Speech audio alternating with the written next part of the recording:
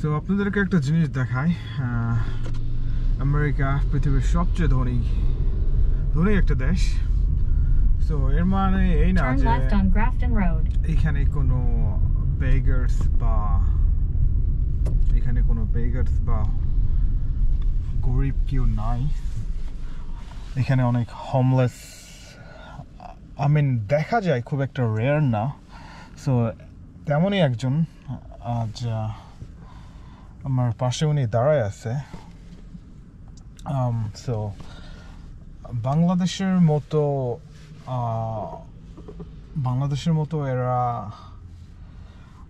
যে মানুষের বাড়িতে বাড়িতে যাবে, গিয়ে টাকা চাবে বা সাহায্য চাবে এমন না। এরা যেটা করে সেটা হচ্ছে যে রাস্তায় এমন সাইন নিয়ে একটা সিগনেচার, ওইটাতে লেখা থাকে যে আমার সাহায্য দরকার, অথবা আমি হোমলেস বা এমন কিছু একটা লেখা থাকে।